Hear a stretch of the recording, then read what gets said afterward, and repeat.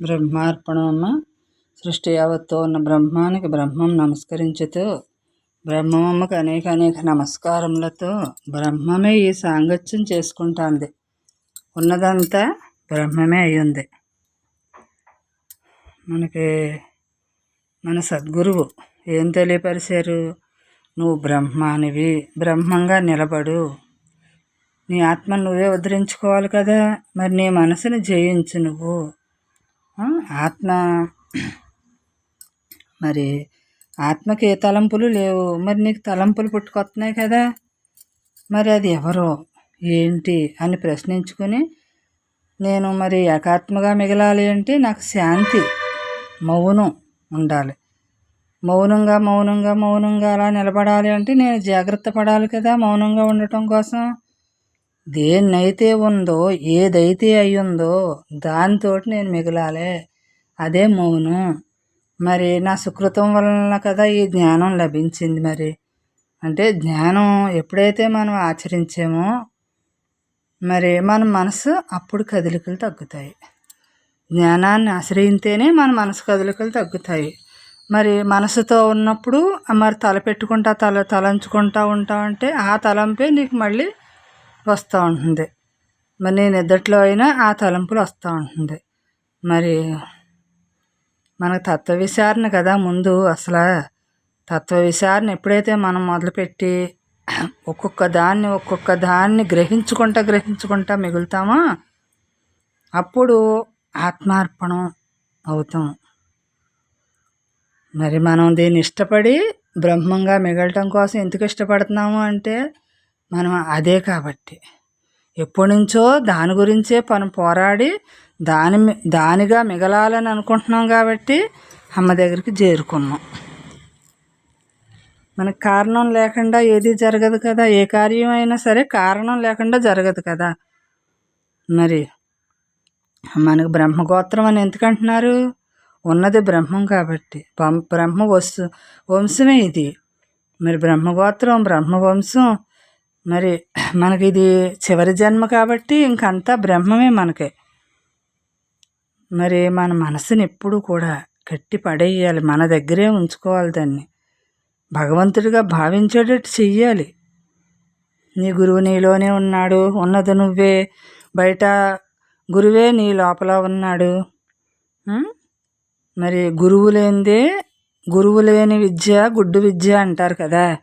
మరి అనుభవించిన వాళ్ళ సాంగత్యం చెయ్యాలి. మనం అనుభవించిన వాళ్ళ సాంగత్యం చేసినప్పుడే మనకి అక్కడ అందుతుంది. అనుభవం లేకుండా ఉట్టి మాటలు మాట్లాడినప్పుడు అక్కడ అందపడతాం. ఏదైనా అందలేదంటే అది బ్రహ్మంగా నేను మిగలటం నాకే తెలియలేదు కాబట్టి అక్కడ మిగలలేకపోతున్నాను అంతే. అలాగా మనం ఒక్కొక్కటి బ్రహ్మ గురువు దగ్గర సరిదిద్దుకుని మన మనసును సరిచేసుకుని అశాంతిగా ఉన్నదాన్ని శాంతిపరుచుకుని ఉన్నది నేనే శాంతం అయ్యున్నాను. నేను అయ్యి ఉన్నదాంతో నేను మిగలాలి. అయ్యి ఉన్నదాంతో మిగలాలి. ఉన్నది అదే కదా. మరి నేను జాగ్రత్త పడుతూ ఉండాలి కదా. మరి అలాంటప్పుడు అంటే బ్రహ్మ ఎప్పుడూ కూడా దృఢత్వంగా ఉండాలి, లోపల గట్టిపడాలి. నేను ఏమైనా సరే నేను బ్రహ్మాన్ని. ఈ బొమ్మ ఆడుతుంది, నేను ఎందుకు ఆడాలి? ఈ బొమ్మ ఇది తోలు బొమ్మ ఆడుతుంది. నేను ఎవరిని? నేను బ్రహ్మాన్ని. మరి ఈ బాహ్యనేత్రాలకి నీకు మరి బ్రహ్మంగా నువ్వు మిగలగలవా, చూడగలవా అంటే అది కుదిరే పని కాదు. నీ బుద్ధి స్థానంలో మిగిలి జ్ఞానం అంటే ఏంటి అక్కడ గ్రహించాలి. మనసులో స్థానంలో నిలబడితే అక్కడ జ్ఞానం తెలియబడదు. మనసును దాటి బుద్ధి వరకు వెళ్ళి జ్ఞానం అంటే ఏంటి, జ్ఞానాన్ని ఎలా ఆచరించాలి, ఎలా నేను ఈ జ్ఞానంగా నేను మిగలాలి అని అది మన స్వరూపం కాడికి వెళ్ళాలి. మన స్వరూపం ఏంటి? ఎక్కడో స్వరూపం ఉందంటున్నావు, లోతుకి వెళ్ళాలంటున్నావు. ఆ లోతు ఎవరో? నువ్వే. ఆ లోతు నువ్వే. నీ బుద్ధి ఎప్పుడైతే తన వైపుకి తాను తిరిగిందో అప్పుడు జ్ఞానం అభ్యసించినట్లు లెక్క. అంటే జ్ఞానంతో మనం పరమాత్మగా, జ్ఞానం వేరు పరమాత్మ వేరు కాదు కదా. మరి మనం ఆచరించటానికి ఈ బుద్ధిని వాడుకుంటున్నాం, మనం ఆచరించటానికి. దాన్నే చూస్తున్నాం, దాన్నే వింటున్నాము. ఈ స్థూలాన్ని, ఈ సూక్ష్మాన్ని, ఈ స్థూలదేహం కదా ఇది. మరి ఈ సూక్ష్మదేహం మనసు అయింది కదా, ఈ కారణ శరీరం. ఎప్పుడైతే ఇవన్నీ కూడా ఈ దృష్టి పక్కన పెట్టి ఆత్మ దృష్టితో మనం మిగులుదామని చూస్తున్నామో, గ్రహిందామని చూస్తున్నామో, అప్పుడు మనకి జ్ఞానం, అసలైన జ్ఞానం తెలుస్తుంది. అంటే ఇవన్నీ కూడా మన దృష్టిలో ఒక పరమాత్మ ఉన్నప్పుడే అన్ని రకాలు పరమాత్మగా మనకు గోచరింతాయి. మరి అలా జ్ఞానాన్ని ఆచరించుకోవాలి, గ్రహించుకోవాలి జ్ఞానాన్ని. ఇదే ఒక తపస్సులాగా మనకు లోపల అదే జరగాలి. తపస్సు అంటున్నాం, యజ్ఞం అంటున్నాం, యాగం అంటున్నాము, ఇవన్నీ కూడా మన లోపల జరగాలి. యజ్ఞం, జీవుడు పరమాత్మ యజ్ఞం. ఒకటేమో ఉందంటుంది, ఒకటి లేదంటుంది, ఒకటి ఉందంటుంది. ఆ యుద్ధం జరిగాక ఎలా అయితే నిర్మానుష్యం అవుతుందో, అలా మన లోపల తత్వవిచారణ జరిగినప్పుడు సత్వవిచారణ అయిన తర్వాత అప్పుడు మనకి నిర్మానుష్యంగా, నిర్మలంగా, నిశ్చలంగా అలా మిగులుతాం. మరి ఆ తత్వవిచారణ మనకు జరగాలి. అప్పుడే ఆత్మదర్శనం అంటే ఏంటి, మనకు మనమే మిగులుతాం అక్కడ. ఇంకా మనకంటే ఇతరం లేదని తెలుసుకుంటాం. ఈ 3 శరీరాలని దాటి ఉన్నది ఆత్మ. దేన్ని బంధించింది, ఏది బంధించట్లేదో తెలిసింది కదా. ఆత్మగా మిగలటానికి ఆత్మనే దర్శించాలి, కానీ మిగలటమే అది. విడిగా మిగలటానికి ఏమీ లేదు. మరి నా జన్మకు వచ్చిన పని అది. అంటే ఈ స్థూలదేహం బూడిద కలిసిపోతుంది, ఈ సూక్ష్మదేహం మరి ఏం పట్టుకెళ్తుందో సంస్కారాలు అది నడుస్తుంది, అదే కారణం అవుతుంది. మరి వీటిని మనం దగ్ధం చేసుకోవాలి అంటే మన జన్మ వచ్చిన పని వీటిని దగ్ధం చేసుకోవటానికి వచ్చాం.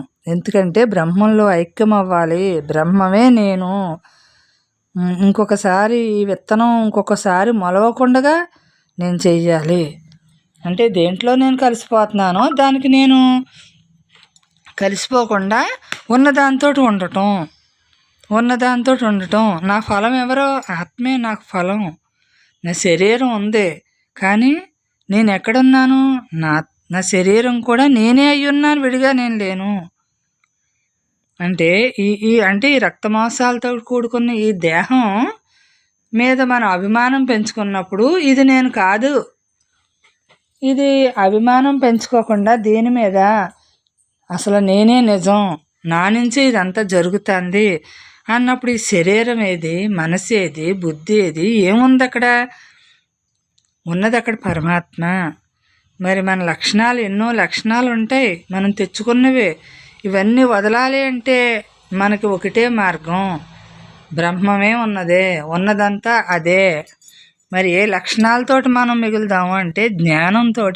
నేను జ్ఞానాన్ని ఎప్పుడైతే ఆచరించానో అలా జ్ఞానంగా నేను మిగిలినప్పుడే నేను ఆత్మనివేదన నన్ను నేను చేసుకోగలుగుతాను. ఆత్మనివేదన అయిపోవాలి.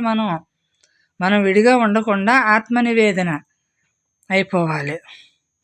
అంటే మనం శివుడు ఎలా అయితే లింగం, గుళ్ళో లింగం, శివలింగం ఎలా అయితే కదలిక లేదో అలా కదలిక లేని స్థితిలో మనం ఆత్మలింగం అన్నమాట. ఆత్మలింగం అవ్వాలి అంటే అదే స్వరూపం. అందులో ఒక శక్తి ఉంది, అదే పొందవలసింది మనం. అంటే మరి అది పొందాలి అంటే ఉన్నదంతా బ్రహ్మాన్ని చేసుకోవాలి. పొందటానికి వేరే వస్తువు లేదు, ఉన్నదే అది, దానిగా మిగలాలి అని మన బ్రహ్మం అనేక సార్లు మనకు తెలియపరిచారు. నీ స్వరూప స్థితిలో నువ్వు మిగులు, నీ శక్తిని నువ్వు వినియోగించుకో, నీ మీదే నువ్వు ఆధారపడు అని. ప్రతి అణువు అదే ఉంది అని చెప్పారు కదా. ప్రతి అణువులోనే నువ్వే ఉన్నావు, ప్రతి అణువు తానే అయి ఉంది. మరి రెండు ఒకటే కదా, వేరుగా ఏమన్నా ఉందా? లేదు కదా. మరి నువ్వు అలా ఆత్మగా మిగులు. అంటే మనం ఈ దేహాన్ని తెచ్చుకున్నాం, అందుకోసమే తెచ్చుకున్నాం, మిగలటం కోసం తెచ్చుకున్నాం ఈ పరికరాన్ని. మరి దేహం దేవాలయం అంటున్నారు కదా. మరి ఆ దేవాలయంలో దేవుడు ఉండాలి అంటే మనం మన అంతరంగంలో మనం ఎలా మిగలాలి, బ్రహ్మాన్ని నేను ఎలా నా అంతరంగంలో తెలుసుకోవాలి అని, నా శక్తిని నేను ఎలా వినియోగించుకోవాలి అని మనకు తెలియాలి. అంటే మన శక్తి మేరకే మనం దర్శించగలుగుతాం కదా. మరి మాయతోటి స్నేహం చేసినప్పుడు ఈ శక్తి ఎక్కడి నుంచి వస్తుంది మనకి? ఆ మాయ కూడా ఆ బ్రహ్మం నుంచే జరుగుతుంది, కానీ ఇక్కడ అంటించుకుంటుంది, అక్కడ అంటించుకోకుండా నువ్వుగా మిగులుతుంది. మరి ఈ బాహ్య ప్రపంచాన్ని మనం ఆకర్షించాలంటే మనం ఈ ఆకర్షిస్తుంది అంటే మనల్ని ఎంత ఇందులోకి లాగబడుతుందంటే మనకు విషయాలకు లోనవుతున్నాం కాబట్టి అక్కడ లాగబడుతుంది. విషయానికి లోనవ్వకపోతే అక్కడ లాగబడేది ఏమీ లేదు. అది మన మానసిక స్థితి మార్చేయాలంటే అంత తేలిగ్గా జరగదు కదమ్మా. దాన్ని మనం ఎలా మార్చగలం? ఎలా మార్పు జరుగుతుంది అది అసలు మన మానసిక స్థితి? అంటే బ్రహ్మత్వాన్ని ఉన్నదే నేనే అని గుర్తించినప్పుడు కాలాతీతుడు, గుణాతీతుడు, రూపాతీతుడు అని గుర్తింతా ఉంటే మన మానసిక స్థితి మార్పు వస్తూ ఉంటుంది. అసలు మనం సత్వగుణంతో ఉన్నప్పుడే ఈ బ్రహ్మం దగ్గరికి రాగలం. నేను రజోగుణంతో తమో గుణంతో ఉంటే అసలు బ్రహ్మం దరి చేరలేము. అసలు ఆ దరి చేరలేము. ఎందుకంటే మనకి శుద్ధమైన మనసు, మన సత్వగుణం ఉండాలి. నేను ఈ పూజ చెయ్యాలి, వ్రతం చెయ్యాలి, ధ్యానం చెయ్యాలి, నేను ఇలా మార్చుకోవాలి అనే గుణం ఉంటుంది కదా. సత్వగుణానికే ఉంటుంది అది, ఇంకో దానికి ఉండదు. అసలు రజోగుణానికి ఉండదు, తమో గుణానికి ఉండదు. తమో గుణం వాయిదా వేసేస్తూ ఉంటుంది. ఇప్పుడు వద్దు అంటుంది, బ్రహ్మం వద్దు అంటుంది. మన లోపల మనల్ని బ్రహ్మంగా నిలబడినవ్వదు. ఇప్పుడు వద్దు అంటుంది. ఇప్పుడు కాదు, ఇప్పుడు అవును అంటుంది. మరి రజోగుణం ఏమంటుంది? నేనే ఎక్కువ అంటుంది, నేనే ఉన్నానంటుంది, అన్నిటిలోని నా వల్లే జరుగుతుంది అంటుంది, నేను మాట్లాడేలంటుంది, నేను విన్నానంటుంది, నేను సవరించుకున్నానంటుంది. ఇదంతా కూడా రజోగుణానికి సంబంధించింది. మరి పరమాత్మ ఎలా ఉన్నాడు? గుణాలకు అతీతంగా ఉన్నాడు కదా. మరి ఏ గుణంతో మనం నివసిద్దాం? అసలు ఈ గుణాలకన్నిటికి అతీతంగా ఉన్నవాడిని గుణంతో సరిచేద్దామా మనం? ఏ గుణం ఉన్నా మనకు పరమాత్మగా మనం మిగలలేము. అన్ని గుణాలని కూడా బ్రహ్మార్పణం చెయ్యాలి. బ్రహ్మంలోంచి ఈ గుణాలు ఇలా విజృంభిస్తున్నాయి, మనం గుర్తించి నడవాలి. గుర్తించాలి, ప్రతి క్షణము గుర్తించాలి. ఎరుక నీ మూలం నీకు తెలిసినప్పుడు ఎరుక అక్కడ నిలబడుతుంది, లేదంటే నిలబడదు. ప్రతి క్షణము ఉన్నదదే అనుకోవాలి, ఉండాలి, మిగలాలి. ఉన్నదాంతో ఉండాలి అంటే మరి అనుకోకుండా ఎలా ఉంటాము? అనుకోవాలి. ఎలా అనుకోవాలి? ఇప్పుడు మనకు లోపల కదులుతుంది, ఆ కదిలేది నేను కాదని అనుకోవాలి కదా. అనుకుంటే కదా అక్కడ కదలందంటే ఏంటో మనకి ఎన్నిసార్లు అనుకుంటే అక్కడ కదలంది మనకి అక్కడ మిగులుతుంది. ఎన్నిసార్లు అనుకోవాలి? అహర్నిశలు, రాత్రులు లేదు, పగలు లేదు, జాగ్రత్త, స్వప్న, సుషుప్తి ఏమీ లేదు. అన్ని రకాల్లో ఉన్నది ఒక్కటే అయినప్పుడు ఈ కదిలే దాన్ని నేను కాదు అనుకుంటే అక్కడ మిగులుతానికి అవకాశం ఉంటుంది. మరి ఈ పని చెయ్యకపోతే దాని ఫలితం ఉండదు. ఫలితాన్ని ఆశించక్కర్లేదు. మనం అక్కడికి వెళ్ళిన తర్వాత ఏ ఫలితం మనకు అవసరం లేదు. అంటే మనం అది అనుభవపూర్వకంగా గ్రహించినప్పుడు దేనితోటి మనకు అవసరం ఉండదు. మరి నడత నడవాలి అని అంటున్నారు. మరి ఎటువంటి నడత నడవాలి? ముందు నుంచోటం నేర్చుకుంటే నడక ఆటోమేటిక్గా అది వస్తుంది. బ్రహ్మంగా నిలబడాలి. ముందు మనం బ్రహ్మంగా నిలబడాలి. ఆ నడత మనకి అనుభవపూర్వకంగా గ్రహించగలుగుతాం. అంటే అనుభవం మన చేతుల్లో లేదు, మనసు చేతులకు అప్పచెప్పాం. మరి అనుభవమే మనమయ్యుండి మన నుంచే ఆ మనసుని ఎందుకు వాడుతున్నాము అంటే బ్రహ్మం వాడుకుంటున్నాడు. బ్రహ్మమే. ఇప్పుడు ఈ వాక్కు ఎవరు వాడుకుంటున్నారు? నా వాక్కు నేను కాదు. ఇక్కడ నేను ఇప్పుడు మాట్లాడే విధానం నేను కాదు అసలని, బ్రహ్మం వాడుకుంటున్నాడు. ఇక్కడ నేను వింటున్నాను, బ్రహ్మం చెప్తావంటే నేను కాదు, అక్కడ బ్రహ్మమే వింటున్నాడు. నేనెవరిని ఇక్కడ మాట్లాడటానికి, నేనెవరిని ఇక్కడ వినటానికి?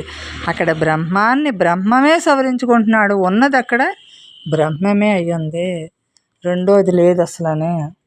నేను గాలి పీలుస్తున్నాను, బ్రహ్మమే కదా, అందులోనే ఉన్నాడు కదా, ఎందులో అయినా తానే ఉన్నాడు కదా. దానికంటే విడిగా లేని దాన్ని విడిగా ఎందుకు చూడాలి మనం? విడిగా లేని దాన్ని విడిగా అంటే మనం వణికిపోతున్నాం అన్నమాట. బ్రహ్మం కోసం మన చోటు మనకు ఉంది కదా ఎప్పుడూని, దాని దగ్గరికి వెళ్ళటానికి ఎందుకు వణికిపోతున్నాం మనం? బ్రహ్మం దగ్గర అందరికీ ఒకే రీతిగా చోటు ఉంది కదా.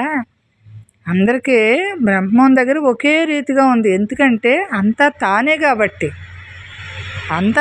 కాబట్టి, ఒకే రీతిగా బ్రహ్మం మిగలటానికి ఒకే రీతిగా ఉన్నాడు. మరి మనకెందుకు వణికి వస్తుంది? అందరినీ తనకు వైపుకి లాక్కోవటానికి రెడీగా ఉన్నాడు. తాను రెడీగా ఉంటే మనకి నొప్పేంటి అసలు? నిలబడటానికి ఉన్నకాడ నుంచోటానికి మనకు నొప్పేంటి అసలు? అంటే ఆ నీరు తేటగా వచ్చేదాకా కూడా మనం ఆగటాలేదనమాట, నిలబట్టలేదనమాట. తేట తెల్లంగా మనకు కనిపించేదాకా కూడా మనం ఊరుకోవట్లేదు. అంటే ఇంకా ఏదో కావాలని ఆతృత అనమాట. ఆతృత ఏమీ లేని దాంట్లో ఇంత ఆతృత అవసరమా? నువ్వే ఉన్నావు అని ఆతృత లేదు. విచ్చలవిడిగా దీన్ని వదిలేసి గందరగోళం కల్పించేసుకొని భగవంతుడా నువ్వు నాకు అది చేయలేదు, నాకు ఇది చేయలేదు అంటున్నావు. అంటే నువ్వు కల్పించుకున్న దానికి బాధ్యత తనకెలా ఉంటుంది? నీ బాధ నువ్వు కదా పడాలి. నీ బాధను ఇంకొకరికి ఎవరికి అప్పచెబుతావు? బ్రహ్మం ఎప్పుడూ కూడా మనల్ని ఎలా మిగలమన్నాడో అలా మిగిలినప్పుడు మనకు అన్ని బ్రహ్మం చూసుకుంటాడు. మనం అలా మిగలకుండా ఇవన్నీ మనం కావాలని ఇవన్నీ మనం తెచ్చిపెట్టుకుంటున్నాం. తెలియక తెచ్చిపెట్టేసుకున్నాక ఇంక చేసేది ఏమీ లేదు. అందుకే పడుందాం బ్రహ్మంగా. ఏమీ లేదు మనకి, అసలు ఏమీ చేసేది లేదు. భూమి మీదకి వచ్చాం కానీ ఏం చేస్తున్నాం? ఏముంది అసలు? చేయటానికి ఏముంది ఇక్కడ? ఈ కర్మలన్నీ వదిలించుకోవటానికి వచ్చాం కాబట్టి వదిలించుకుంటున్నాం అంతే. కొత్తగా చేసేది ఏమీ లేదు. మనం ఇందులో సాధించాల్సింది ఏమీ లేదు. బ్రహ్మంగా ఒక్కటే మిగలవలసింది ఒక్కటే మనం మిగులుదాము. మిగలాల్సింది మిగులుతూ ఉంటే వదలాల్సింది వదులుతూ ఉంటుంది కదా. అది లేని చోటు లేనప్పుడు ఇంకా ఎక్కడ నువ్వు వెళ్ళి ఎక్కడ దూరి ఏమి కల్పించుకుని ఏం చేస్తావు? అంటే మన మనోభావాలన్నీనమ్మా మార్చుకోకుండా బ్రహ్మం తెలియబడదమ్మా. అసలు బ్రహ్మం తెలియాలంటే అది ఒక వస్తువు కాదని తెలుసుకోవాలి మనం. అసలు ముందు అది ఒక వస్తువు కాదు. కృష్ణ పరమాత్మ చెప్పాడు కదా, నైనం చిందంతి శస్త్రాన్ని నైనం దహతి పావకః నచైనం క్లేదయంత్యోపో నశోషయతి మారుతః. నైనం చిందంతి శస్త్రాన్ని నైనం దహతి పావకః అంటే ఇప్పుడు ఏ శాస్త్రాలు దాన్ని ఛేదింతాయి? అగ్ని దహించిందా దాన్ని? అంటే అగ్ని ఎక్కడి నుంచి పుట్టింది? తన నుండి, బ్రహ్మం నుండి పుట్టింది.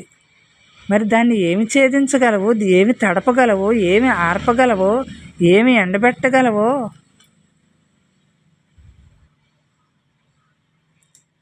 అంటే మనకి ఎలా గ్రహించాలి అంటే ఈ ఖాళీ చైతన్యం, మనం అమ్మ చెప్పిన చైతన్యం, ఈ చైతన్యం ఉంది కదా, మరి దీనిగా మిగలాలి అంటే దీన్నే చూసుకుంటూ ఉండాలి.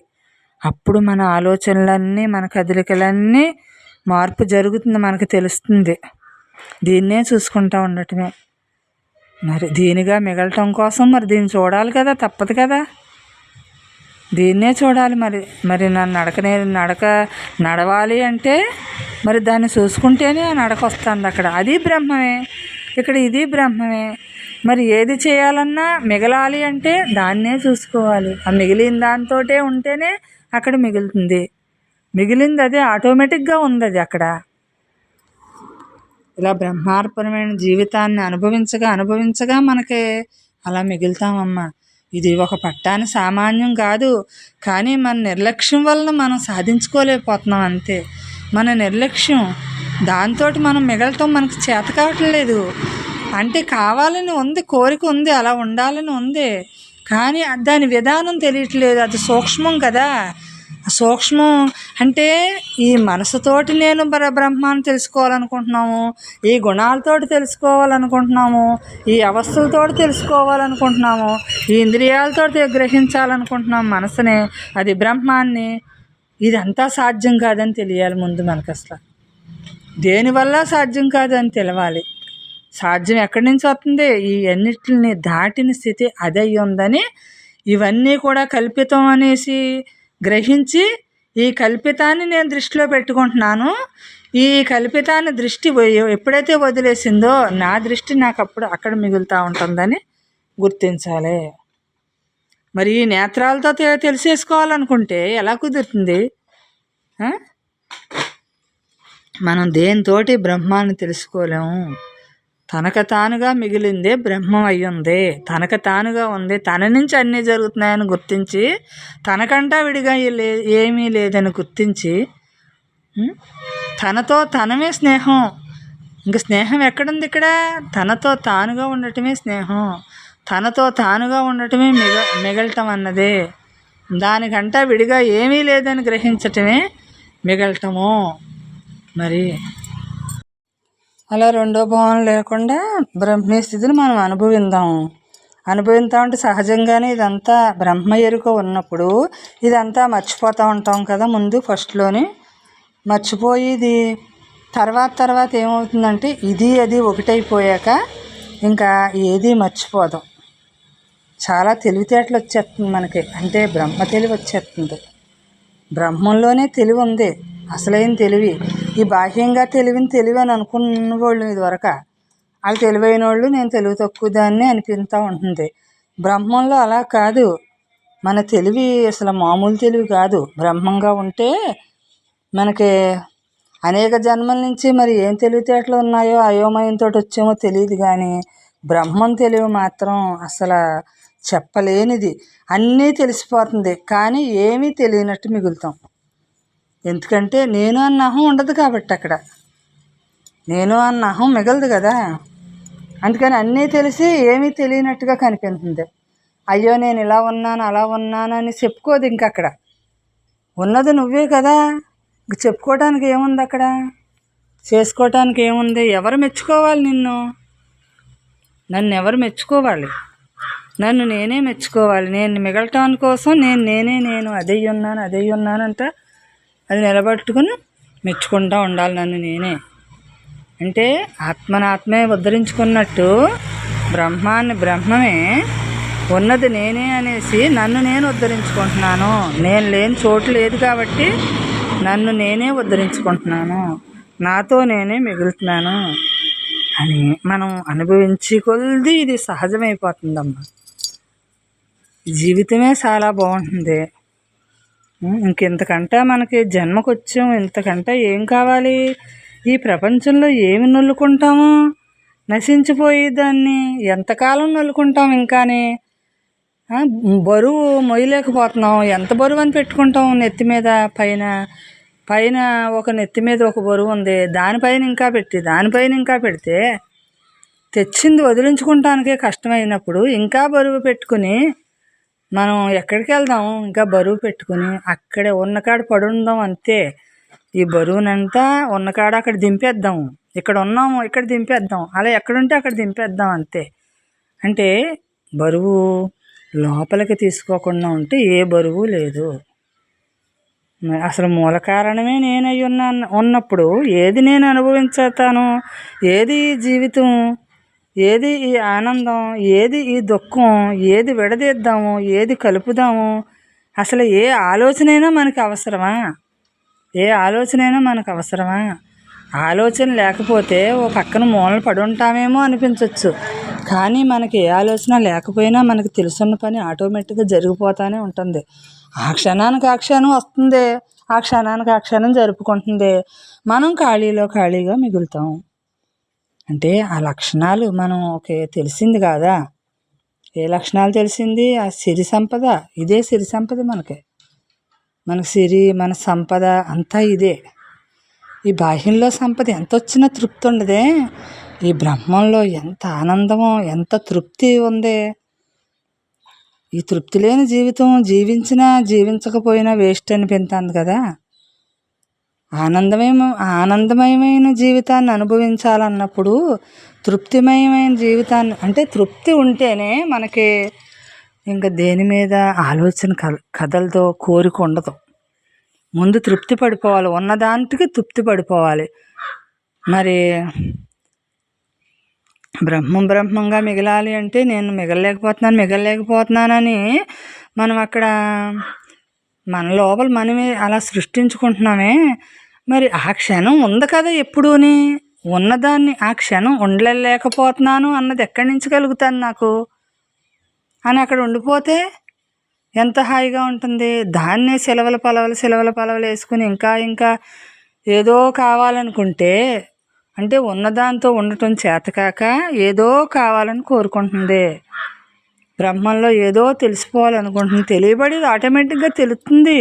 నువ్వు తెలుసుకోవటానికి ఏముంది, మిగలటం ఒకటే. ఉన్నది ఇదే, దీన్నే చూసుకుంటా, దీన్నే వింటూ, దీన్నే మాట్లాడుకుంటా ఉంటే మిగలకి ఏం చేస్తుంది? అదే ఆనందం, అదే మన సంపద.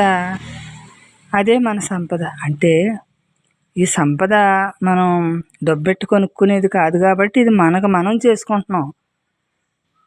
ఇక్కడ ఈ కూడు గుడ్డ ఇవన్నీ అందుతున్నాయి కదా, విధిలో తెచ్చుకున్న మట్టుకు అందుతున్నాయి. మరి ఇంకా కోరిక, ఆ కోరిక తీరకపోతే ఈ బ్రహ్మం కోరిక ఇంకెప్పుడు తీరుతుంది? తృప్తి లేని జీవితం కూడా ఒక జీవితం కాదు కదా. యథార్థంగా జీవితమే అసలైన జీవితం. సర్వత్రా సర్వము ఉన్నవాడు ఒక్కడే కదా అనేసి ఆడనే ధ్యానించి ఆడి చేసే పెట్టుకుంటే ఈ జగత్తులో మనకి ఎదురయ్యేదంతా కూడా బ్రహ్మం చాలా ఆనందంగా కరెక్ట్గా ఎదురవుతుంది. ఎందుకంటే అన్నీ కూడా అన్నీ కూడా మనకు వదిలించుకోవటానికే వస్తాయి. ఇవన్నీ ఎదురు మరి తోటకూర కట్ట ఒకటి మనం దీన్ని గ్రహించి కొలిది అద్వైతంగా నేను మిగలాలి. ఒక తోటకూర కట్టివి దైవంగా మనం ఎప్పుడైతే జీవించడానికి చూస్తున్నామో ఈ జగత్తుని, ఈ కాలానికి లోపడం కాలం మనల్ని ఎందుకు బంధించింది? మనం దాన్ని ఎలా దర్శించాలో తెలియక దైవంగా దర్శించినప్పుడు ఎందుకు బంధించింది? అది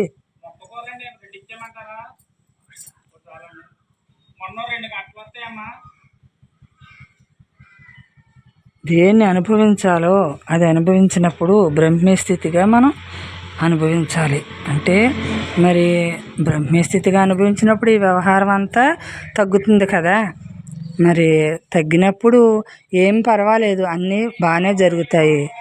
మరి బ్రహ్మాన్ని ఎక్కువగా బ్రహ్మంగానే నేను మిగులుతూ ఉండటమే నా పని చూసుకోవాలి అని మనకు అనిపించాలి. ఇవన్నీ ఆటోమేటిక్గా జరిగిపోతాయి. బ్రహ్మంగా నేను మిగలాలి. నేను దేహభ్రాంతిలో పడితే నాకు ఇంకెప్పుడు బ్రహ్మం దొరుకుతుంది? దేహభ్రాంతిలో పడి దేహం నేను మననం చేసేసాం. ఇదే నేను అనుకుని మననం చేసేసి ఆటోమేటిక్గా ఈ లక్షణాలను అలవాటు వచ్చేస్తాయి కదా. ఏది మననం చేస్తే ఆ లక్షణాలు ఆటోమేటిక్గా వచ్చేస్తాయి. బ్రహ్మం అలవాటు చేసుకుంటే బ్రహ్మ లక్షణాలు ఆటోమేటిక్గా వచ్చేస్తాయి. అలాగా మనకి అందులో ఎలా ఉంటున్నాము, ఇందులో ఎలా ఉంటున్నామో మనకే తెలుస్తుంది కదా. బ్రహ్మ లక్షణాలతోటి మిగిలినప్పుడు మనకి ఈ బాహ్యం అంతా కూడా, ఈ లక్షణాలన్నీ కూడా మన నుంచి వదిలిపోతున్నాయి అన్నమాట.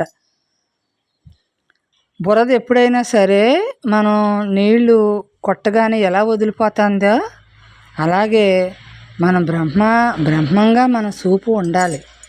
మన చూపు బ్రహ్మంగా ఉన్నప్పుడు, మనం చేసేది బ్రహ్మంగా నిలబడినప్పుడు అక్కడ బ్రహ్మమే వదిలించుకుంటుంది, బ్రహ్మమే చూసుకుంటుంది అన్నీని. మన పనే లేదు అసలు అని పని ఉంది అని ఇబ్బంది పడిపోతున్నాము. పని ఏంటి మనకు? అసలు ఏం పని ఉంది మనకి? మనల్ని నడిపేదాడు, కదిపించేదాడు, కుదిపించేదాడు. మనకు పని ఏంటి? అరిగించేదాడు. తింటామంటే అరిగించేదాడు, మనం పడుకుంటా ఉంటే కాపలా కాసేది వాడు. ఇంకా ఈ దేహాన్ని ఇంకా ఏంటి మనకి? ఇంకా సుఖం తెలియటాలేదు ఇంకాని. అంటే సుఖం నా స్వరూపమైందని తెలియక కదా ఇందులో గందరగోళం పెట్టుకుంటున్నాను నేను. నా స్వరూపమే అదే ఉందని నాకు తెలియదు. నా బందికాణాలో నేనే చిక్కుకుంటున్నాను. ఇది బంధించుకుని నేను చిక్కుకుంటున్నాను. జీవితం ఎలా జీవించాలో తెలియక, నాకు మార్గం తెలియక ఇందులో బందీ అయిపోయాను. మరి బందీలోంచి విడుదల అవ్వాలంటే ఒక్క క్షణం పట్టదు మనకు, అసలు గ్రహింపు ఒక్క క్షణం పట్టదు. ఆ క్షణంలోనే అలా నిలబడిపోవచ్చు. ఆ క్షణం మరి మనం ఏం చెబుతున్నారు, ఎలా నిలబడాలి మనం, నాకు ఆనందో బ్రహ్మగా నేను ఎలా మిగలాలి అన్నప్పుడు మన లోపల ఎలా అయ్యో నేను మిగలాలి కదా అన్నప్పుడు ఏదో ఒక వేదాంత వాక్యం మన చెవుని పడుతుంది. అప్పుడు నిలబెట్టుకుంటూ ఉంటాం.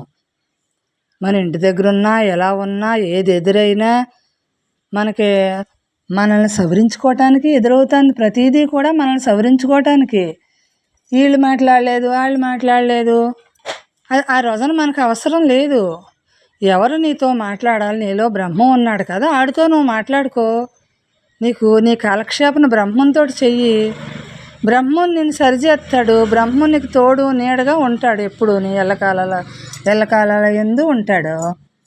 మరి ఎవరు నిన్ను నశించిపోయేవాళ్ళు ఎవరు నిన్ను ద్వేషించారంటావు? ఎవరు నిన్ను బాగు చేస్తారు? వాళ్ళు ఏమన్నా నిన్ను బాగు చేస్తారా, పోగు చేస్తారా?